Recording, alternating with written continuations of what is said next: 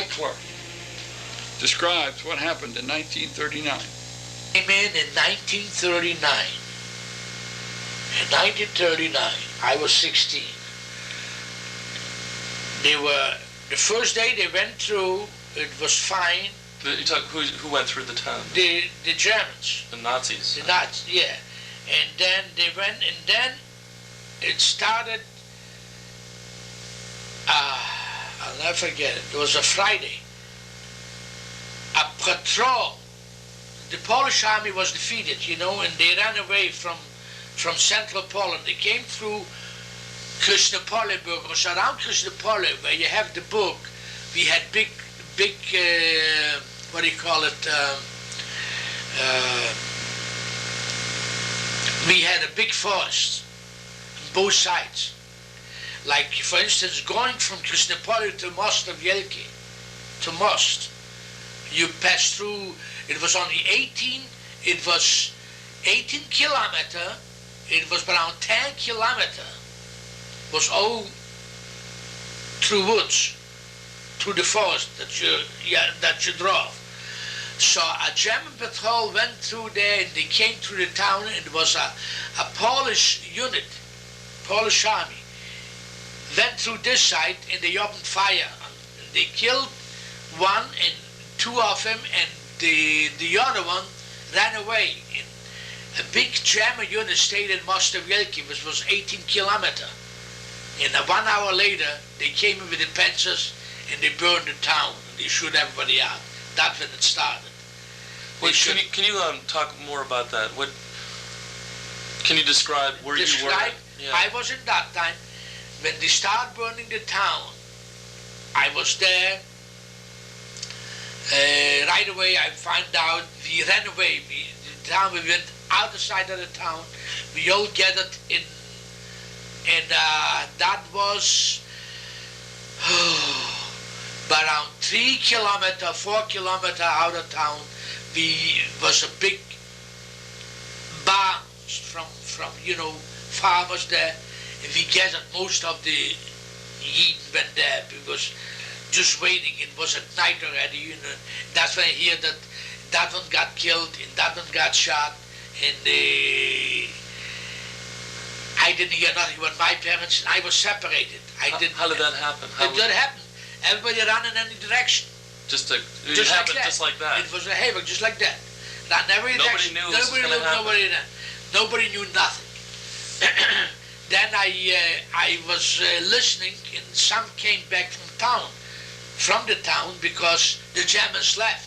They burned the town, and the Polish army, the unit, whoever was there, ran away, or they got killed, and they burned the town, and then the people went back here to see what's going on.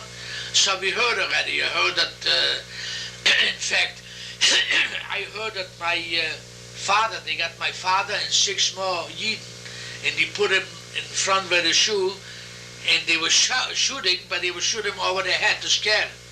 And they told him to run, and they were shooting above him. But they didn't kill him, they just scared him. And my father, they ran so far, they didn't know where, after running 5-8 miles to a different village. 3 days later, they showed up, and they told us to stop. But we didn't know. Where were you? I was outside of town in another direction. With my mother. With my mother and 2 of my neighbors and 3 of my neighbors there, and we stayed there. You had nothing. You had no possessions. No. Nothing. No. You just. Then the next day we went back to Krasnopole. Our house was burned down. Most of them were burned down. But my father had a horse and 2 horses and a wagon. The barn where he had it was outside of town. He had it with a guy, a friend of his. So we took whatever we had left on that wagon, and we left Krasnopole. And most of the Yidden, because we heard that the Germans, they divided Poland. Part is going to be Russia, and part is going to belong to Germany. Our city was where the Bugis, Krasnopole, will belong to Germany. The other side of the Bug will belong to Russia. The Bug River. The Bug River. Yeah. So everybody took whatever they had, and they crossed. We had a big bridge crossing the Bug. Before the Germans came in, the day before, everybody left. Everybody, as far as I'm concerned. What about the whole city, all the Jews? What about, just getting back to, because I'm curious about Elka Sherek. What happened? Was their house burned down? Do you know? Yes. And where did you live in relation to Elka? Were you right next door? No. Let's see. I would say we lived in this side of town. I would say, if you call here, around 10 blocks from Elka. 10 blocks. So you had a chance to see if their house was burned down or not? No. Oh no, I saw. The city was burned down. Completely? Oh, completely. Completely. The center was burned down. I saw that. Were there people in the streets that were shot, or, I mean... No, only by, no. There was around what? Well, yeah, there was 5 people. It was a little girl, Shoicha's daughter. There was... she was shot in the street? In the street. Accident. When they shot up, she was shot. She was killed. How old was she? She was around 12 years old. And then it was... I forgot his name. He had a store. His son was shot, and his shamus was shot. But around 5 people got killed. You saw? On the cross, I saw the little girl got killed. I saw the little girl got killed, was not far from me. But the other ones, I heard, we knew the next day.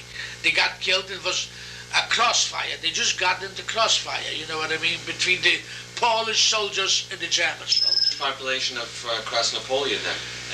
The Jewish population of Zapolia, left 1939. When so 1939 they just dispersed to wherever they could go? After the little battle, that's it. They disappeared. Only but a couple families left, which I found out after, was the doctor, Dr. Stolzenberg, and another couple families that stayed there. But the rest of them, everybody, 99% disappeared. They went to different places. Sokol, Mostowielki, but mostly went to Lemberg. Because I did find out, most of the people went to Lemberg. That was the biggest city to go to? Because they knew it biggest city, and it was, the Germans wouldn't be there. It belonged to the Russians. Our family went. I wonder where the Zolkauers... They had to be there in Lemberg. They must have been in Lemberg.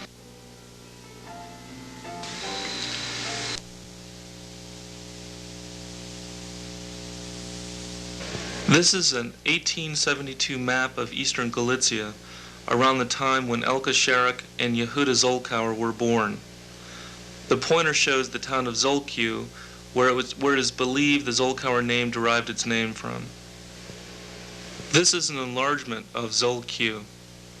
On June 28, 1941, German troops occupied Zolkiw, where 5,000 Jews lived.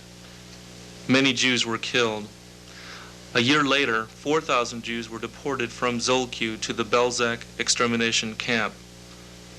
Then on March 25, 1943, the entire Zolkiw ghetto was liquidated. Today, the town of Zolkiw is called Nestorov and falls within the boundaries of the Ukraine. Northeast of Zolkiw is the town of Christianopol, where Molly, Bella, and Sam were born. Not far from Christianopol lies Tartakov. Tartakov is where Harry, Nathan, and Sophie Zolkauer were born, and where Molly's father grew up. This is an enlargement of Christianopol, or in Yiddish, it was called Krasnopolia. This 1960 map shows that Christianopol is now located in the Ukraine and is called Chervanograd today. This is an enlargement of the town of Tartakov.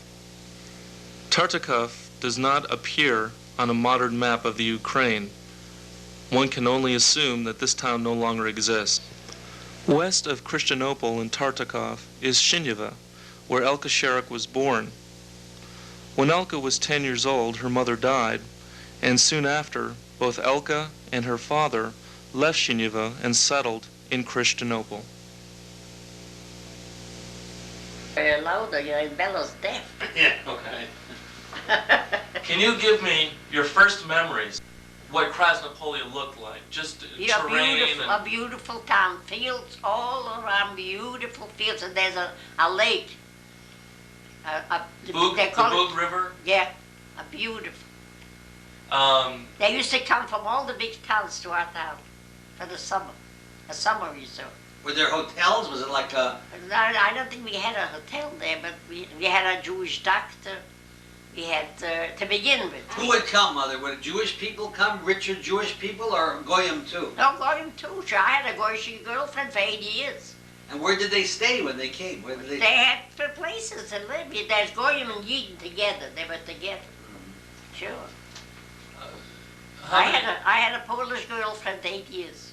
She was my friend. Did you speak Polish? Yeah, very good. I speak a very good What did you speak, Polish and Yiddish? Polish, Yiddish, yeah. And you learned English when you came to the United States? Yeah, I learned it from your father. Your father and your aunt, Rosie. Of Tartakov. Tartakov was located near Christianople, where Molly grew up. During the 1870s, non-Hungarian Austria, where Molly and Harry grew up, almost 2/3 of the Jews were concentrated in Galicia and nearby Bukovia. From 1880 to 1900, the Jewish population grew from 755,000 to 900,000 and constituted 12% of the entire local population. Although Yiddish was the everyday colloquial language of Galician Jews, Austrian law did not recognize it as such. As a result, Jews had to register as either German or Polish-speaking.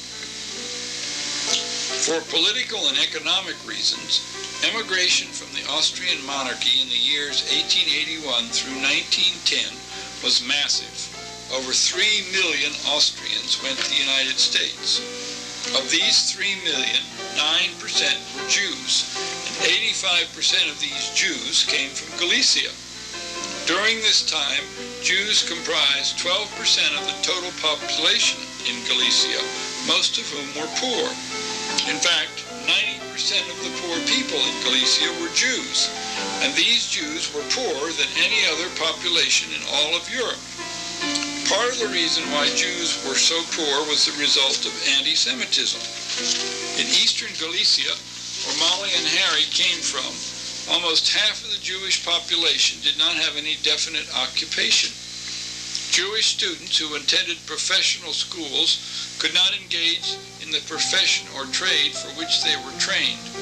Polish national organizations, such as the agricultural circles, would prevent Jews from joining these organizations. Under these circumstances, Jews grew less able to support themselves until finally they were forced to immigrate.